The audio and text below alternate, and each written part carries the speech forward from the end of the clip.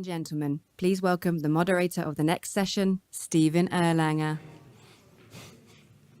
No applause?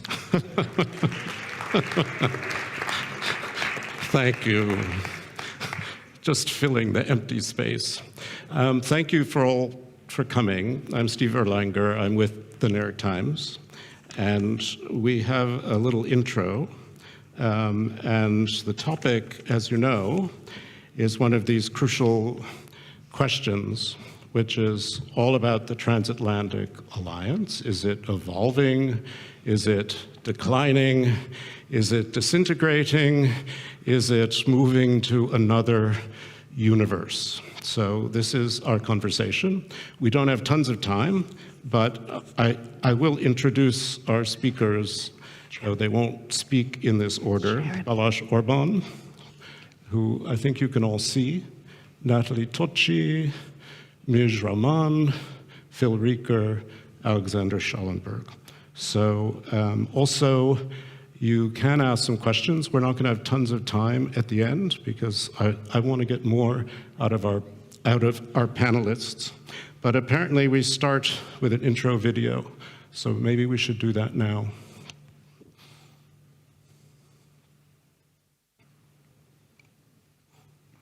Or maybe we've had our intro video. All right, so let's get going. First, I'd like to start with Phil Reeker, who is a long-time American diplomat who knows Europe very, very, very well, who's worked in Washington.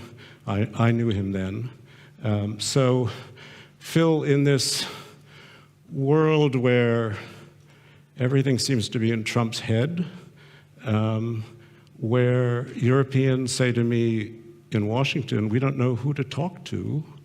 Is this an alliance that's evolving, or is it crumbling, do you think?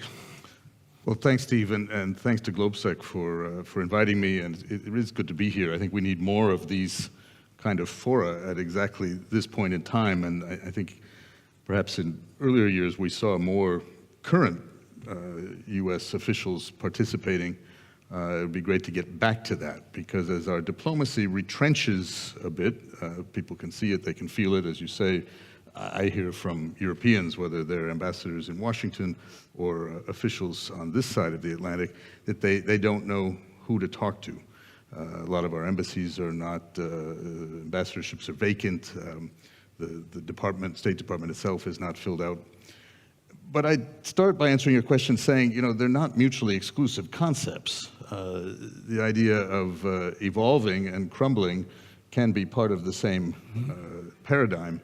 And I think we are seeing elements of this. I mean, the 80th anniversary of the end of World War II, I think, is a true inflection point, probably similar in some ways to 1989, in that we're never going to go back to the way things were before. Enough has happened, has changed rapidly and fundamentally in terms of the institutions, particularly in Washington, and how we're projecting that, that I think we have to acknowledge that this is an evolution that needs to be managed, that we can't expect things to go back the way they were.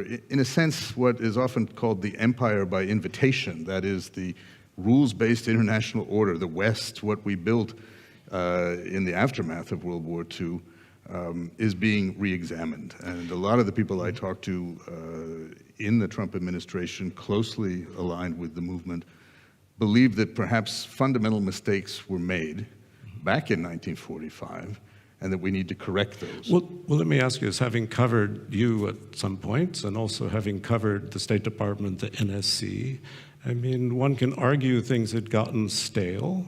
There were too many people, perhaps, too many papers being written. Out of this destruction could come something better, or is there no one to talk to because the Trump people don't care? I think you're absolutely right, and we've had that conversation. Things were stale, they were frustratingly bureaucratic. There was a panel earlier on the Western Balkans, and why haven't they moved? Why hasn't the EU integration happened? We're at the same place in many ways that we were 30 years ago, and I think there's a bit of a reaction to that and what we've been through since post 9/11 and the order there, what we focused on, and the resources that were spent on Afghanistan and Iraq. So what you have instead of a change, an evaluation, and some fundamental change, using the opportunity, I think, of a new administration, obviously the American electorate calling for a certain degree of change, this has been a little more of a whiplash, very much focused on norm-shattering methods. If it was done that way, we're simply not going to do it that way anymore.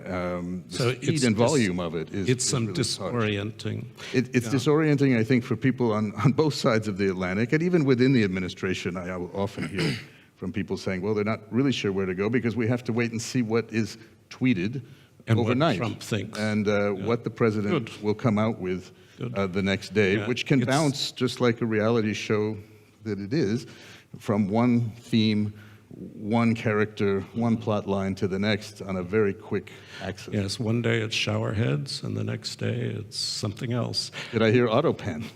It's autopen. And how does it play on TV is very much a So, I mean, let me turn to Nathalie, who's Italian, but has been an advisor to the EU for a long time, and watches this very carefully. We have a NATO summit coming that everyone hopes to escape smoothly.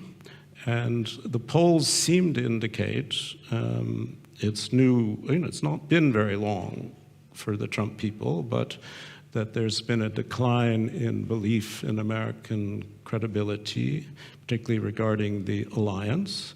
And I wonder whether you feel that, or is that just an emotional response to some of what Phil's talking about? I mean, or do you believe people like Whitaker or Rutte when they say, no, no, no, the alliance is fine, Washington's fine, Article 5 is fine, collective defense, it's all there. What do you think? Well, firstly, let me start off by saying that I think everyone who knows me will know that my transatlantic credentials are pretty strong. And so what I am going to say is, despite the fact that my transatlantic credentials are pretty strong, I'm actually very negative about this. And I'm very negative about this, even if I think that there will be a way in which somehow we may sail through the Hague Summit. But we will sail through the Hague Summit in ways which I think highlight the trouble that we're in. So we're going to sail through the Hague Summit by agreeing on a number. And that number has some elements of kind of substance and a little bit of kind of creative accounting, right? But that's the unproblematic part of the story. The problematic part of the story is the number is a means, right? And it's a means to an end. And we're not going to even mention the end. Yeah? The R word will not feature. The Russia word will not feature, right? So this is ultimately an alliance that hopes that it can navigate the storm by essentially kind of lying low and hoping that the storm will pass. And maybe it works, but I think we need to qualify what does work actually mean. Yeah? But I don't think it detracts from the fundamental problem that the purpose is no longer shared. So then the question becomes, if that's the situation, what is the realistically optimistic scenario and what is the alternative? And the realistically optimistic scenario is one that I would define as being one of benign indifference. And maybe focusing on the number and not mentioning the R word, and maybe agreeing not to have another summit for the next 3.5 years, maybe that's the way to get to benign indifference. But it is not a real alliance. It is not a real partnership. It is benign indifference. And what I mean by benign indifference is a scenario in which There may be a coordinated withdrawal or partial withdrawal of US forces from Europe. It is a benign indifference which sees the United States, for instance, in Ukraine, continuing to provide intelligence cooperation and allowing Europeans to buy American weapons to support Ukraine. So that is everything that falls into benign indifference. Right. And then, of course, there is exactly the malign, sort of scenario. The active hostility scenario is one in which that withdrawal is not coordinated. It's abrupt. It's a scenario in which, as far as Ukraine is concerned, the intel is cut off, in which the US will not allow Europeans to provide those capacities that Europeans can't produce themselves to Ukraine, in which there is a trade war, and I guess Mish will talk perhaps more about this, a transatlantic trade war that will go on, and in which, coming, for instance, to sanctions on Russia, not only will the United States lift its own sanctions on Russia, but maybe it will kind of threaten us to impose whatever secondary sanctions on Europe if we don't lift our own sanctions on Russia. That's because democracy is failing in Europe. Sorry? Joking, just because democracy is failing in Europe. Obviously. So let me turn to Balázs Orbán, because you come from a country which believes democracy is in trouble in large parts of Europe, that Ukraine is a bit of a sideshow and perhaps dangerous. I don't want to put words into your mouth, but you're still part of NATO and seem to believe in it. So talk a bit about how you see the alliance evolving. Is it evolving in a way that pleases you or in a way that disturbs you? So first of all, good afternoon. Thank you very much for having me. I know that every year I'm the advocate of the devil here, and I'm pretty happy to take my part in that. But this year I'm in a very convenient situation, because last year, when I was invited, we were talking about the same issues, and I warned the audience and the partners, the speakers, that Trump is going to be reelected. Everybody said, oh, it's not very likely. And I warned the audience and the speakers that Trump will bring some paradigm shift in many of the policies. Everybody was saying, no, it's not possible. Now it's happening. And my prime minister warned all European leaders that if Europe is not recognizing it and not acting actually faster and quicker and smarter way, it will be left out and left alone. And this is exactly what is happening, unfortunately. So that was your prophecy, but now here we are. So now I think that so I'm mentioning this because this year I will probably have some other prophecies which will be also controversial ones. But try to collect some credibility for myself. Sorry about that. So NATO, the Hungarian position was very clear, and it's very clear for like 10 years. NATO is a very valuable asset. It's very important. We should work actively on its survival, maintenance. But if the Europeans are not doing more on defense, then NATO cannot survive. So if the Europeans are doing more, I think NATO can survive. And this is the request, and I think this is the legitimate request from the American side. And honestly, I think if we Europeans take seriously the so-called strategic autonomy, which is not the Hungarian expression, but it's liked by the Hungarians as well, then if somebody else is providing defense for ourselves, then their expectation is understandable, that we provide defense for you, so you should follow our line in foreign policy, trade policy. And real autonomy for Europe means that we are taking care of ourselves, and then we can decide our foreign policy line and trade policy line. This is what we were advocating for. This is why Europe was in a very bad position in the last 3 years, when we had the Biden administration, and Biden administration decided to respond to the Russian attack as making a proxy war against Russia through Ukraine. And Europe had no other chance just to follow the American agenda. And we ended up in a war in our neighborhood, which is causing us serious harm. So there was no European autonomy in that sense, unfortunately. But I have one, that's the positive part. And the negative part is that I have one concern. I see that there are still some European leaders who think that strengthening NATO is about strengthening Ukraine, which is, I think, false. So Ukraine is not a NATO member country and will, as it was said by the Americans, will not be a NATO member country. And not just by the Americans. But not just by the Americans, many other European countries as well. So these are two completely different issues, So, and we should separate the two things let me from just each other. ask you whether you think, now we heard the president of Czechia this morning say that Ukraine was the first line of defense for Europe, that they were fighting our fight, and you obviously disagree. I think it's completely false argument. And do you think it's creating danger for Europe instead? Exactly, and if unfortunately the situation is because we don't have enormous amount of money and financial resources, we have to choose. Oh, but you will after the NATO summit. It's still questionable whether it's going to be enough or not, but I think what is important that all European countries has to choose.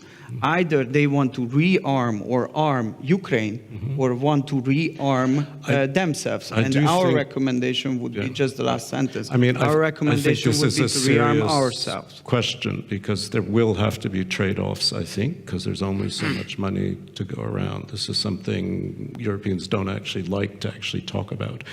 How much money goes to Ukraine? How does it count against NATO? How does it use the same money to create your own NATO capability targets? So we Hungarians are realists, so we make the calculation and it doesn't come out. I know that talking is important and everybody is doing the talks in Europe, but these are just facts and numbers, and it's not going to work. So sooner or later, that would be my prediction for this year, that sooner or later we have to choose. And my recommendation would be to rearm ourselves first. Okay, thank you. Turning to Ms. Rahman, part of the relationship is economic, part of it's trade. The Trump has been, I met him in 1988, he was obsessed with allies screwing the United States all these years. He has tariffs, it's an obsession, and he's using them in many different ways. Partly he wants to fund an American tax cut with them, but he talks about NATO aside, which I think he can live with. He talks about the European Union, however, as a competitor, a rival, even a foe. So I just want to ask you how the relationship looks from this side, which of course may affect people's lives day to day much more than all these other things. Yeah, so Nathalie painted a picture on security that's not very pretty. And I think on trade, it may even be even less pretty, even darker. So if you think about where the situation is today, we have a 10%, what Trump calls reciprocal tariff on all European exports to the US. There's a further 50% set of sectoral tariffs on all steel and aluminium exports to the US, and a 25% sectoral tariff on all auto exports to the US.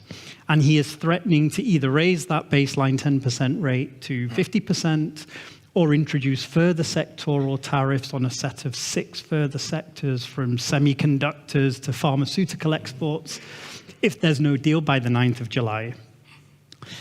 And I think, Steve, when we assess and try and forecast and analyze the likelihood of an agreement by the 9th of July, I've got to say the odds aren't great. If you look at what the Trump administration is asking the Europeans to do, these are things that I think are fundamentally undeliverable, partly because they're national competence. So VAT is a trade barrier in his eyes, and he wants countries at the national level to reduce VAT rates. I think that's highly unlikely.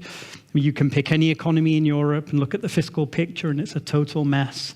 And VAT is a very substantial revenue generator for countries that have no fiscal space. So there won't be any movement on that question.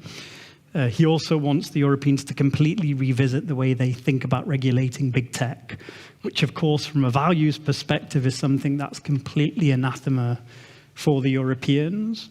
There's a budget bill going through Congress now, and this isn't on the radar of European officials at the moment, but there's a provision known as Section 899, which is actually a further lever the administration will pull to punish European countries that are either implementing digital taxes or implementing the OECD Pillar 2 minimum 15% tax on global multinationals. And so, you know, kind of the Europeans, I think Maros Sefcovic, who's the lead negotiator, is in this dynamic where the Americans don't want a multilateral or a bilateral negotiation. They're saying, put a unilateral offer forward, let's do a deal. And then the things we want to deal on are the things the Europeans can't deliver. And so the odds of escalation, I think, come 9th of July are fairly substantial. I don't know if it's the base case, but quite high. And of course, the consideration for Europe then is, if Trump says, you know, the Europeans want this reciprocal rate to effectively be turned into Swiss cheese. So it exists, but there are many holes, and the holes are quite large, so on paper they don't actually apply. If they can't achieve that goal and Trump further escalates, of course, then the considerations in Brussels will be, well, if we rebalance, does that invite further retaliation? Where does that retaliation stop? Does it bleed into other theaters? Maybe it's NATO. Well, I mean, this is a really good point, because there seems this great reluctance in Brussels to get into the fight. I mean, and some of the key instruments they just don't want to use, or they're talking about not using, particularly digital. And so I'm curious whether you think this is a good policy on their part. I mean, does Trump respect this kind of care, or does he see it as weakness? It's hard to know what he thinks precisely, but I think they've been right to be cautious. Right. Because of the risks that Nathalie described around NATO and Ukraine that are short-term far more pervasive and vulnerable. But also, Steve, so we do a lot of work tracking the competitiveness agenda. And Europe has made some progress, cutting red tape, reducing energy costs, some progress in the areas of defense. But there's a bunch of stuff that's just not moving, capital markets reform. And so the economic outlook across most economies is very vulnerable. And if there were a further trade war, that could completely impair the outlook. And if you go and spend time in Germany, I know you're based in Berlin, I was there 2 weeks ago, there is a real sense that the Merz coalition, that is really the last battalion.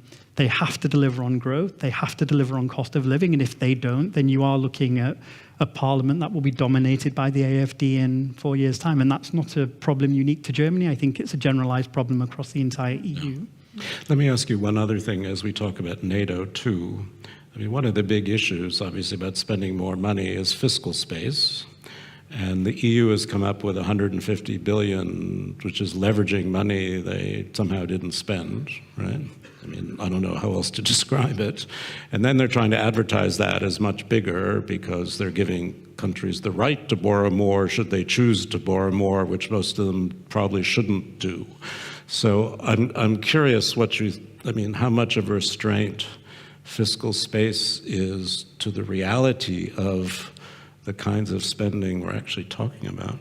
I don't think countries have the budgets to do the things the Trump administration is demanding. I think there'll be lip service to the 5% target and then a hallelujah and hope that Trump will not be there by 2032.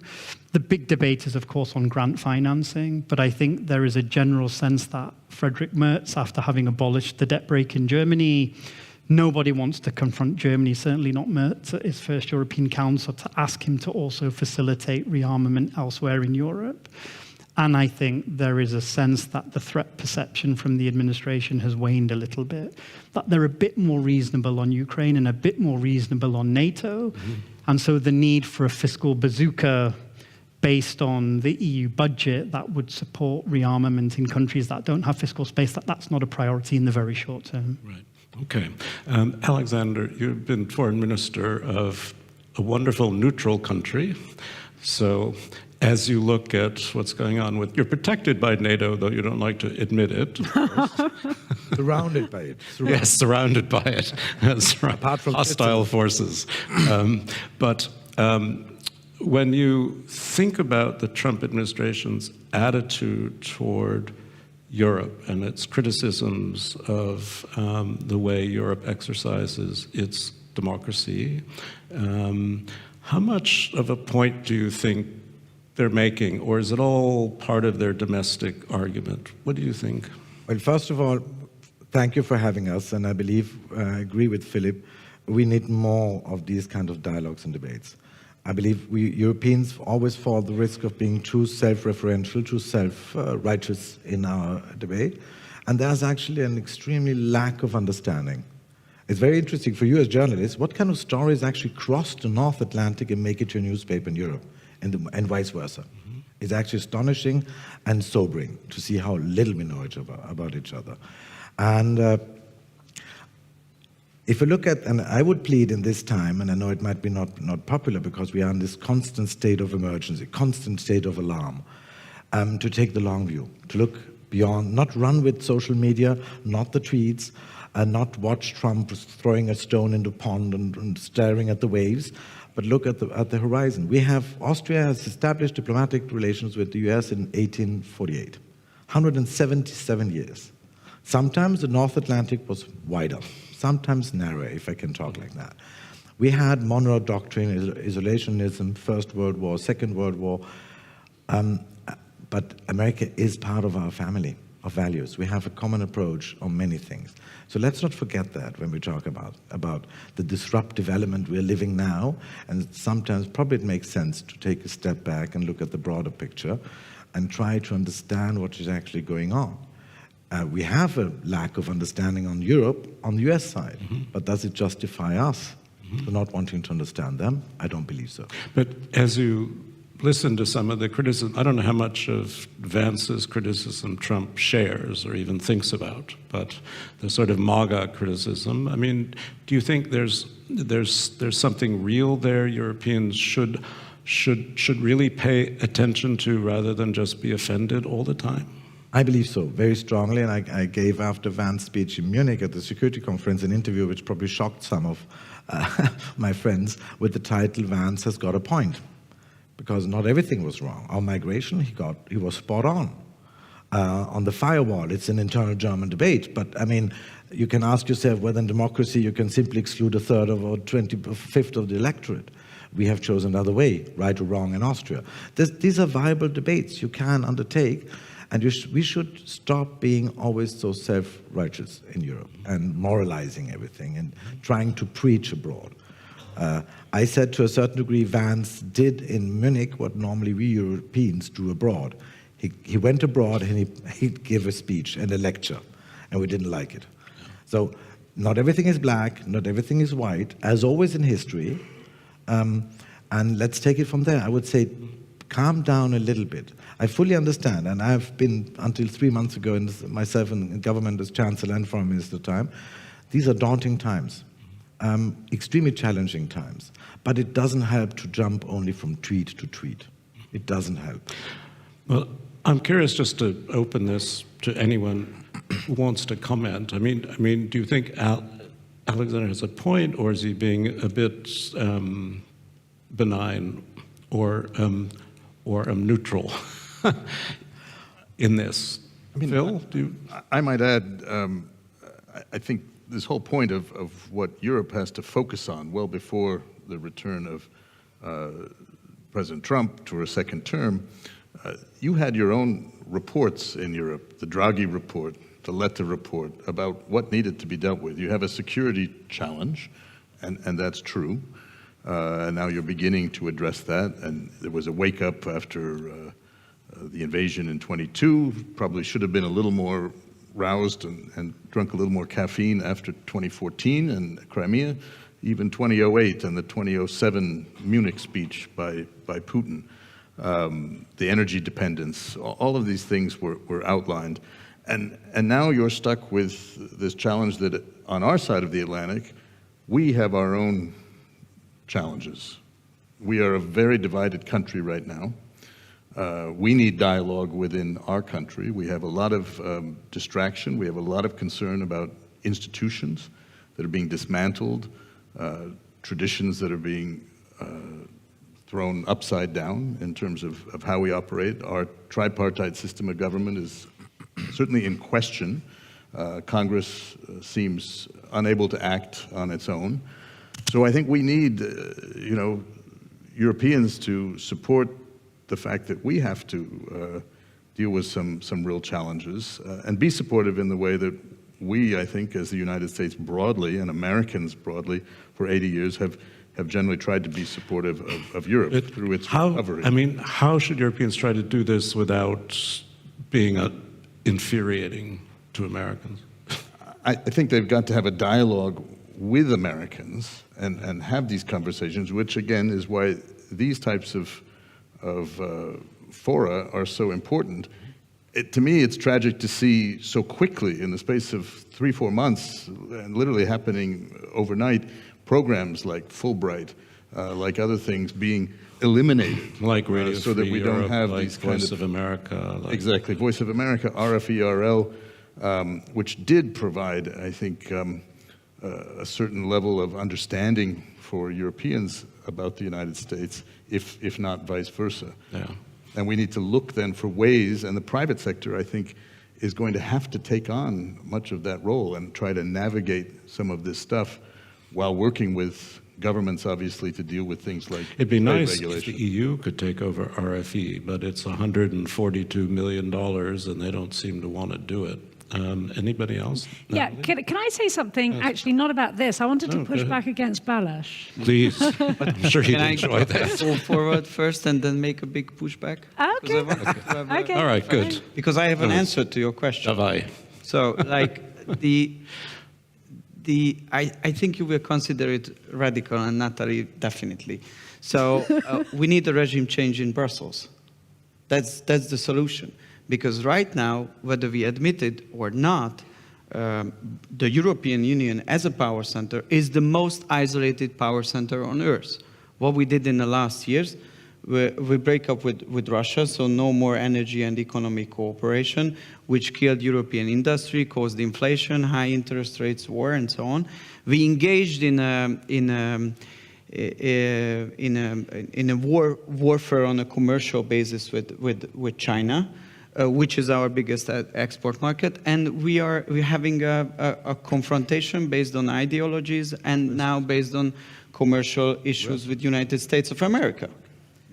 And at the same time, Russia and China is cooperating, Russia and United States is cooperating, and just right now, United States and China made an agreement on cooperation.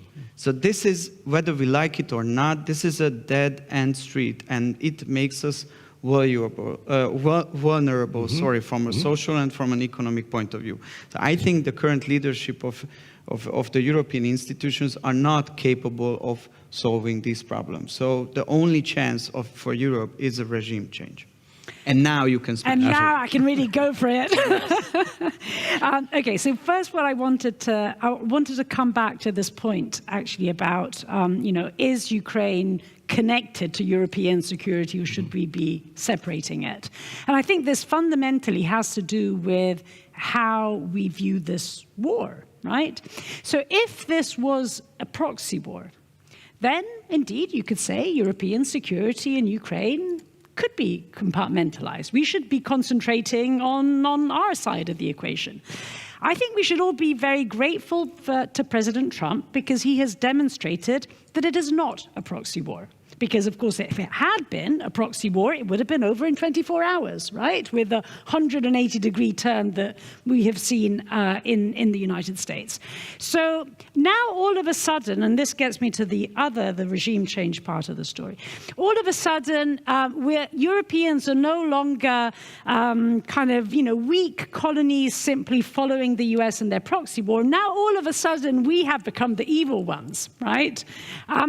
Maybe, just maybe, this has to do with the fact that, indeed, it was never really a proxy war. Maybe this is why Ukraine is integral to European security.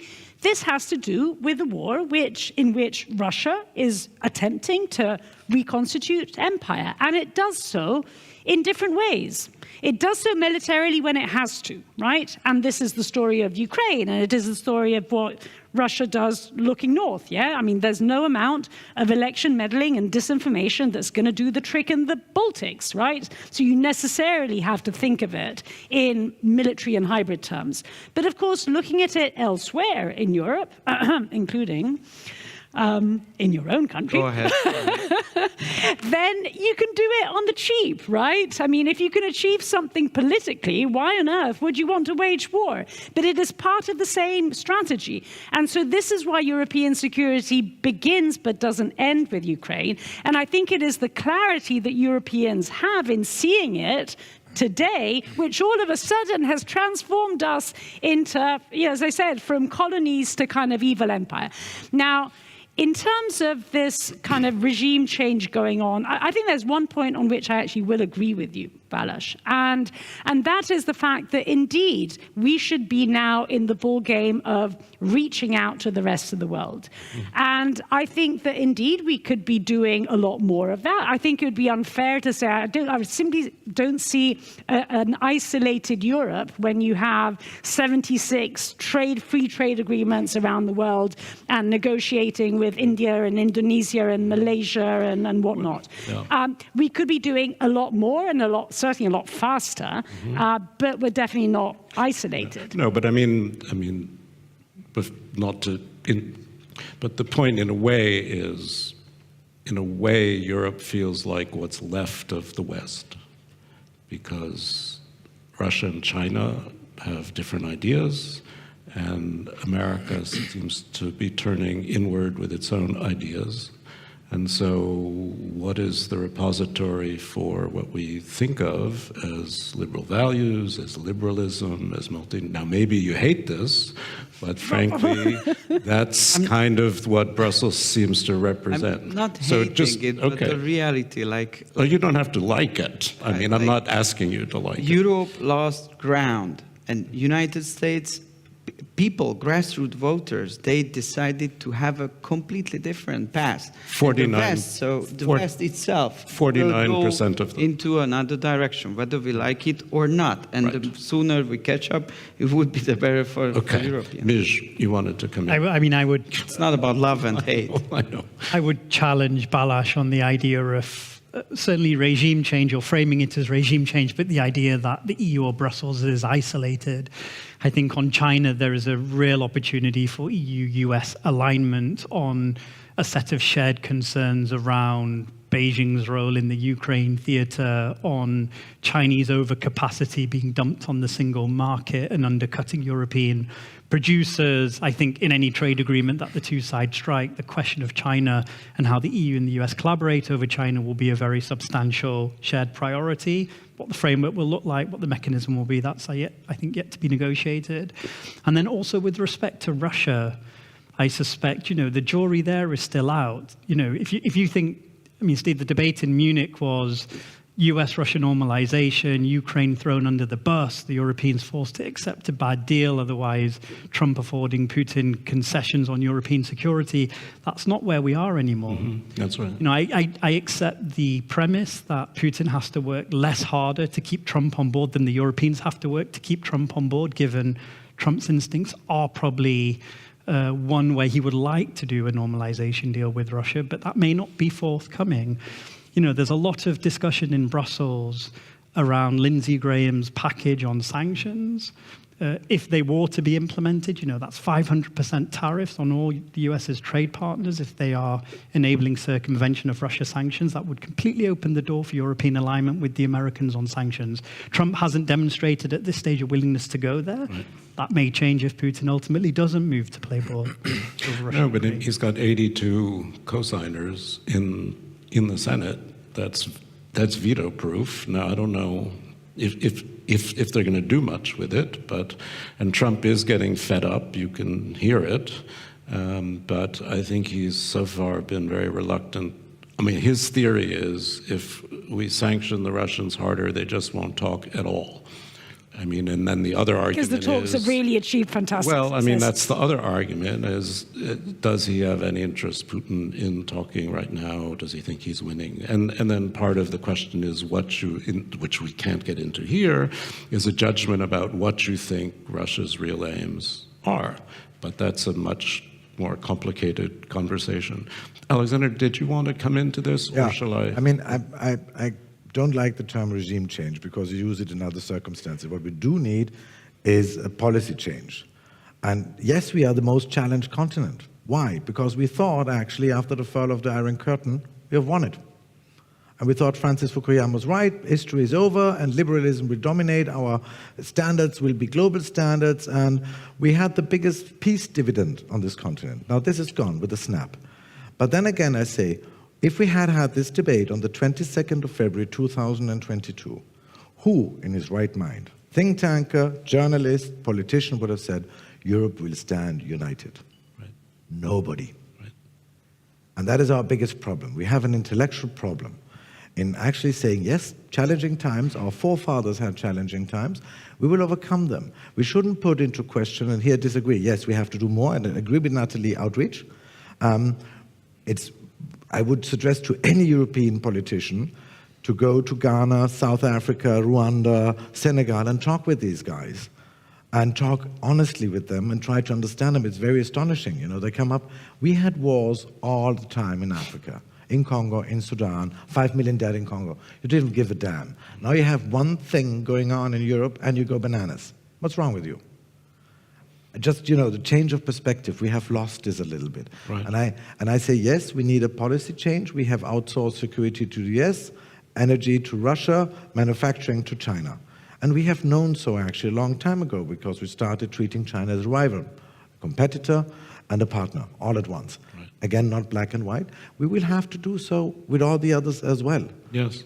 And I'm actually confident that we will manage because Europe has evolved after the 24th of February of 2022, the Russian attack, yes. And it's not the same today. No. So why are we thinking now we won't? And the second point, you said something about the theory of Trump. We have no idea. There are lots of assumptions. We base our policies. It's like when we were talking in the 70s on the Crumbling.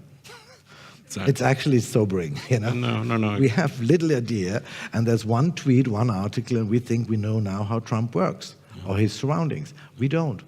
So let's Even calm Trump down doesn't and take know it step how by he step. works, to be honest. Even Trump doesn't know how he works, to be honest. Have to wait for the next Let me try to open up for a couple questions. We've only got about 7 or 8 minutes, but I would like to take 2 questions. I see a woman in the back with her hand up in a pink blouse. There you go. Could you identify yourself also? Thanks. I don't know if it's on. Oh, there we go. I'm Patty Morrissey from the United States. I think the main thing I want to say is that the various conversations we have on hybrid warfare, impact of cognitive warfare, disinformation on our elections, I get a little upset when I keep hearing this. All these people in America voted for Trump. A lot of them voted for Trump based on disinformation. The first time, the second time, the third time. Okay. And that is at the heart of the political war, which we're touching on here, but maybe dig a little bit deeper into, in terms of Europeans being able to help the United States get back on track, perhaps? Okay. Thank you. Okay. Another question, anyone on this side? No? No. Okay. There. Charles Grant. It's Charles Grant. Go Charles ahead. Grant from the Centre for European Reform in London. I have a very simple question for Mr. Schallenberg. Sweden and Finland have joined NATO. There's the beginnings of a debate in Ireland about NATO as well.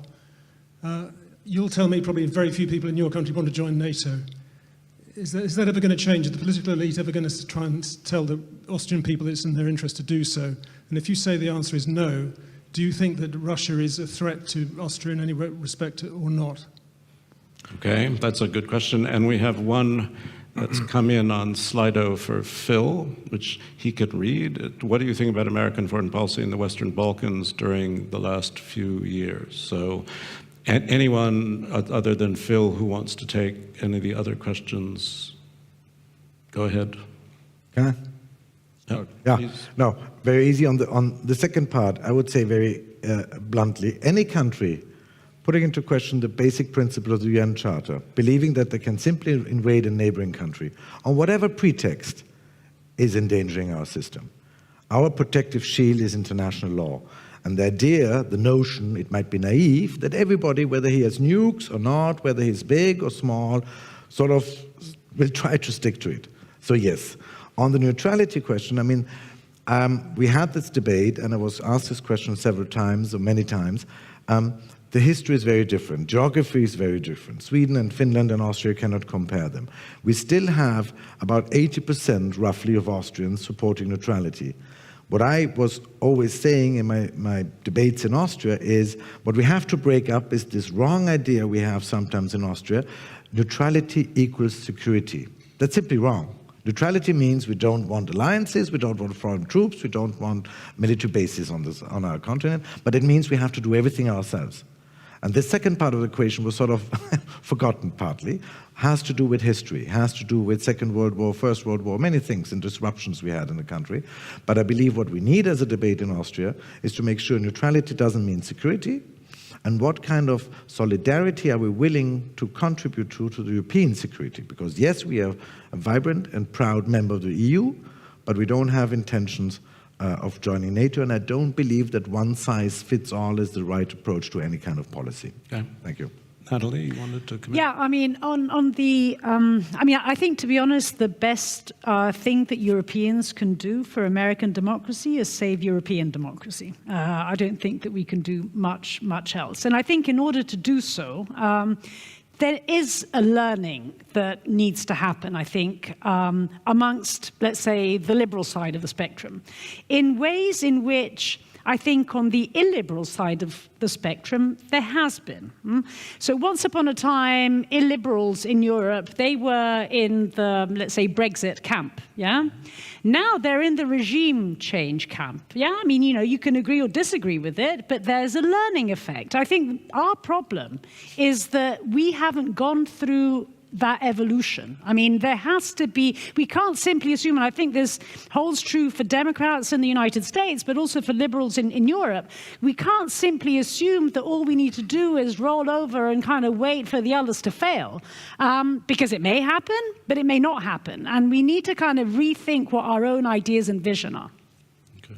Phil, did you want to answer this? Yeah, why don't I take the Western Balkans question, and I think it ties in with some of these questions about the European Union too. And I don't want it to be self-serving because I was very involved in American policy in the Western Balkans. I was one of the good guys. In the last many years. I don't think we collectively have done a good job in the Western Balkans. And the 30th anniversary of the Dayton Accord will sort of tell you that. Where have we come? And there was an earlier panel that focused on that. What we agreed 25 years ago as the United States and Europe with all of these institutions that we had was that we would focus on the Western Balkans together, democracies, reforms, stronger economies, multi-ethnic, and integrated into these institutions that had proven to provide us with security and incredible prosperity across this continent and across the North Atlantic space. I guess we could say on the American side, since that's the question, we really focused our part, engagement there. People don't remember that even 25 years ago, or certainly prior to 9/11, the Balkans was the big story. That's where we all met. That's where we were focused, and we were going to get this right to complete the European and transatlantic project, a Europe whole, free, and at peace. Even the Russians were, in many ways, on board with us in that regard. We worked on the NATO side of things. I was very involved in that. We brought in, of course, Croatia, Albania, Montenegro. We worked with what was then Macedonia, now North Macedonia, to exactly solve that problem, let them come in, providing these countries with security, and brought NATO up to 30. I thought that's where it would stop. Of course, Sweden and Finland had other ideas. But what hasn't happened is the European enlargement. And there were big steps, for instance, when the name issue was resolved between Athens, Skopje, with the help of the international community, the help of the American side, and the EU. That should have done it. But instead, new things were thrown up, new delays. Macron said that this was not the time for enlargement. You can say that they didn't meet the criteria, but unfortunately, it's led to a real feeling throughout the Western Balkans, which after all is a small population, maybe 17 million total, with an economy the size of, smaller than the Czech Republic. And they, I think, are now disillusioned. They're subject to tremendous amounts of influence from Russia and from others. And that leaves the Western Balkans as an area of potential instability in Europe, an unfinished it's real project. instability. And this administration is not going to be as engaged there. Right. Our embassies will be there, we'll have things. We won't have USAID, that's come and gone. We won't have the broadcasting that you talked about. But Europeans are going to have to decide how they're going to engage in that.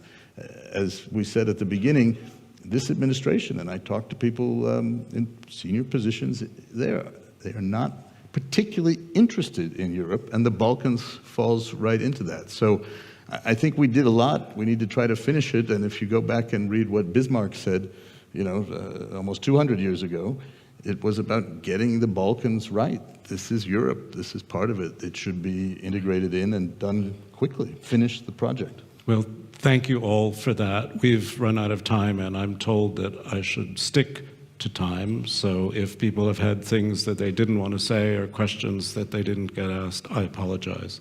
But please stay in your seats. The program continues right away. The last session of today, hardly the least, on semiconductor supply chains and global partnerships. But in the meantime, please join me in thanking my panel.